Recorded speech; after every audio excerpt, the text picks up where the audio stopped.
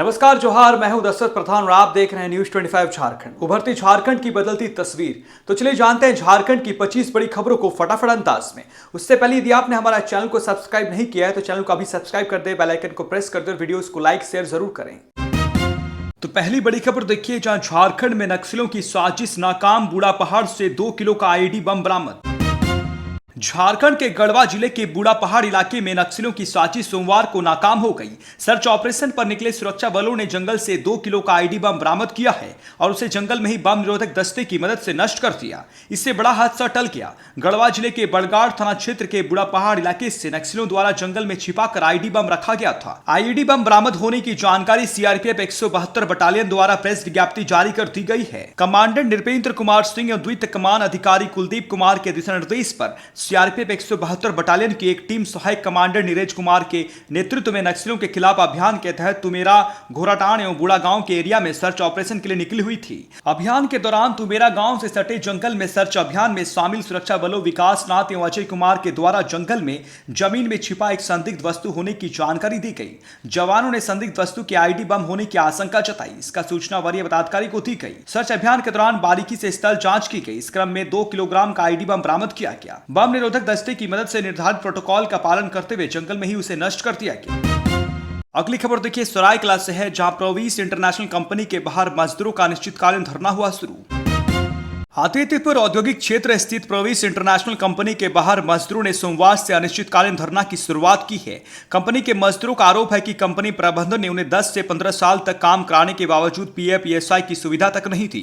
वहीं एक मजदूर को काम करने के दौरान मोबाइल फोन पर मैसेज देखने मात्र से ही काम से निकाल दिया गया था। अपनी मांगों को लेकर सोमवार से मजदूरों ने कंपनी गेट के समक्ष अनिश्चितकालीन धरना की शुरुआत की है। इधर कंपनी प्रबंधन का कहना है कि देर से ही भले, लेकिन मजदूरों को पेमेंट दिया गया है। कंपनी के प्लांट हेड मृत्युंजय चौधरी ने कहा कि कई मजदूरों का मामला कोर्ट में विचाराधीन है, नतीजतन उन्हें भुगतान नहीं किया जा रहा है। वहीं प्रदर्शन कर रहे मजदूरों को झारखंड लोकतांत्रिक क्रांतिकारी मोर्चा का भी समर्थन मिल रहा है।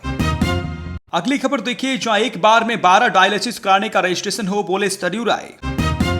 झारखंड विधानसभा के बजट सत्र में सोमवार को विधायक सरयू राय ने सूचना के माध्यम से अस्पतालों में आयुष्मान योजना के तहत डायलिसिस के मरीजों की कठिनाइयों की ओर सरकार का ध्यान आकृष्ट कराया। श्री राय ने कहा कि पहले एक बार में डायलिसिस करने वाले मरीजों को 12 बार डायलिसिस कराने का रजिस्ट्रेशन हो जाता था, परंतु अब प्रत्येक डायलिसिस के समय उन्हें डायलिसिस केंद्र में जाकर रजिस्ट्रेशन के लिए आवेदन करना पड़ता है।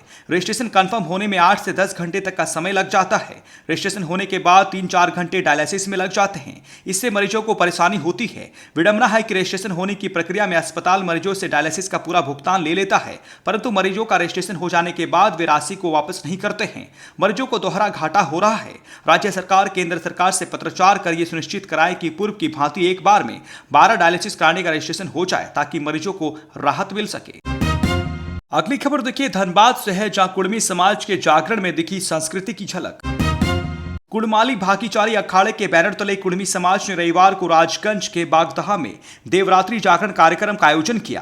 कार्यक्रम में धनबाद, बोकारो, गिरिडीह, हजारीबाग, कोडरमा के अलावा बंगाल, असम और ओडिशा से समाज के 5000 से अधिक लोगों का जुटान हुआ। कार्यक्रम में कुड़मी संस्कृति का नजारा देखा गया। इससे पूर्व मसाल जुलूस निकाला गया। बूढ़ा बाबा व स्थानीय देवी देवताओं की पूजा की गई। महतो राजू साखुआर ने अखाड़ा सेवरिन की शुरुआत की। शाम में 81 गुष्टी का दिया जलाकर पुरखों को याद किया गया। पश्चिम बंगाल के कुड़माली गाय गोविंदलाल हस्तुआर, कीर्तन मुतुआर, लालाची हिंदुआर, पार्वती हिंदुआर ने 13 ताल झुमुर, भक्तिमती बानुआर का पातन नाच, निचितपुर भाकीचारी दल, बोकारो के कुड़माली अखाड़ा दल द्वारा नृत्य व गीत प्रस्तुत किया गया।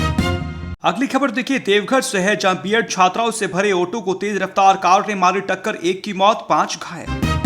गोड्डा देवघर पथ पर चौपा मोड़ से 50 मीटर पहले बीएड छात्राओं से भरे ऑटो में सामने से आ रही तेज रफ्तार कार ने टक्कर मार दी। इससे देवघर के डीपीएसआर कॉलेज ऑफ एजुकेशन देवसंग की बीएड सेकेंड ईयर की एक छात्रा की मौत हो गई। सड़क हादसे में ऑटो सवार 5 छात्राएं घायल हो गईं। उन्हें अस्पताल में भर्ती कराया गया है। मृतका की पहचान गोड्डा जिले के ललमटिया थाना क्षेत्र के जोजो सिमरा गांव निवासी किरण मुर्मू के रूप में की गई है। सभी बीएड छात्राएं लेसन प्लानिंग की ट्रेनिंग कर मोहनपुर के बांका हाई स्कूल से वापस ऑटो से लौट रही थी। घटना की जानकारी मिलने पर डीपीएसआर की प्राचार्य सहित अन्य स्टाफ सदर अस्पताल पहुंचे। मोहनपुर थाने की पुलिस ने कार को जब्त कर लिया है और मामले की जांच पड़ताल में जुट गई है। अगली खबर देखिए, बोकारो से है, जहां राजस्व कर्मचारी 20,000 रुपए रिश्वत लेते अरेस्ट। धनबाद एसीबी ने ऐसे दबोचा।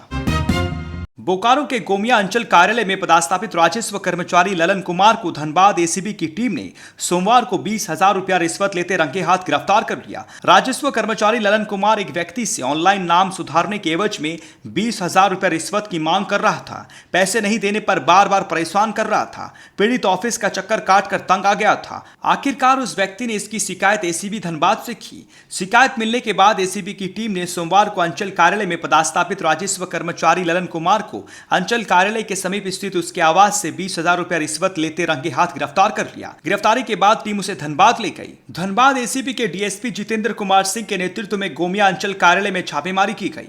ललन कुमार गोमिया अंचल के हल्का नंबर 1, 2, 3 एवं 4 का राजस्व कर्मचारी के रूप में कार्यरत था। अंचल कार्यालय में एसीबी की छापेमारी से कर्मचारियों में हड़कंप मचा हुआ है। धनबाद एसीबी की टीम सोमवार को बोकारो के गोमिया अंचल कार्यालय पहुंची। यहां से राजस्व कर्मचारी ललन कुमार के आवास पर सादे लिबास में गई। पीड़ित ने जैसे ही काम के एवज में 20,000 रुपया बतौर रिश्वत आरोपी राजस्व कर्मचारी ललन कुमार को दिया, वैसे ही एसीबी की टीम ने उसे धर दबोचा। गिरफ्तारी के बाद टीम उसे धनबाद ले आई और पूछताछ कर रही है। अगली खबर देखिए, जहां झारखंड में जाति सर्वेक्षण जल्द, विधानसभा में घोषणा, नगर निगम चुनाव पर क्या बोली सरकार।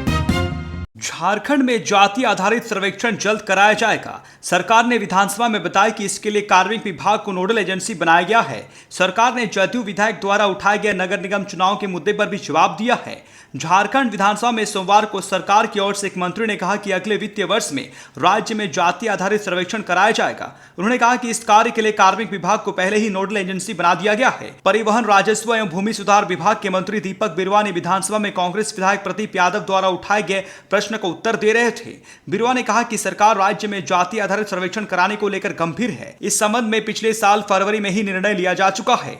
हम अगले वित्तीय वर्ष के दौरान सर्वेक्षण कराने के लिए अपना पूरा प्रयास करेंगे। अगली खबर देखिए, जहां जमशेदपुर में अपराधियों के निशाने पर पार्लर जाने वाली महिलाएं सावधान।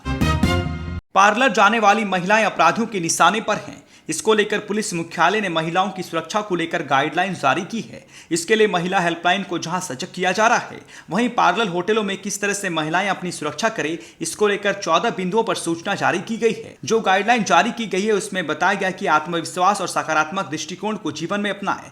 घर से बाहर हमेशा सतर्क रहें। घर से बाहर घूमने, शॉपिंग करने के लिए सुरक्षित स्थान, भीड़ वाले इलाके या प्रतिष्ठित दुकान, मॉल का ही चयन करें।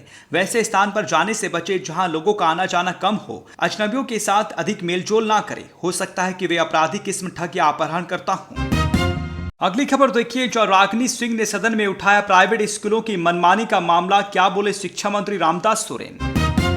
झरिया विधायक रागिनी सिंह ने सोमवार को झारखंड विधानसभा के बजट सत्र में प्राइवेट स्कूलों की मनमानी का मामला उठाया। उन्होंने कहा कि निजी स्कूलों की मनमानी थम नहीं रही है। इससे झारखंड के स्टूडेंट्स और अभिभावकों दोनों परेशान हैं। अभिभावकों पर जहां आर्थिक बोझ लगातार बढ़ते जा रहा है, वहीं विद्यार्थियों को भी परेशानियों का सामना करना पड़ रहा है। स्कूल प्रबंधन नामांकन प्रक्रिया के दौरान ही शुल्क ले लेता है। इसके बाद भी हर साल वार्षिक शुल्क अलग से लिया जाता है।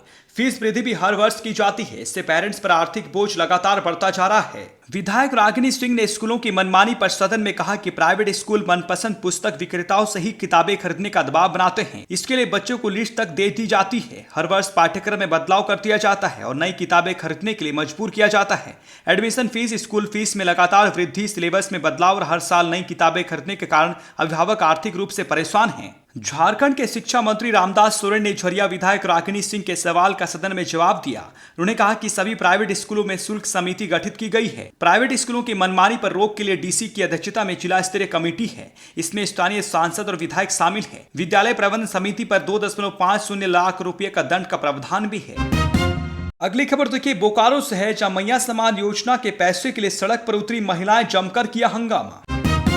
फुसरो नगर परिषद और बेरमो प्रखंड क्षेत्र की हजारों लाभुकों को झारखंड मुख्यमंत्री मैया समान योजना की 3 किस्तों के 7500 रुपए अब तक उनके खाते में नहीं आए हैं। सोमवार को आक्रोशित महिलाएं सड़क पर उतर गईं। उन्होंने बेरमो थाने के समीप विरोध प्रदर्शन किया। सड़क पर उतरने से फुसरो जेरामोड़ मुख्य सड़क लगभग 1 घंटा तक जाम रही।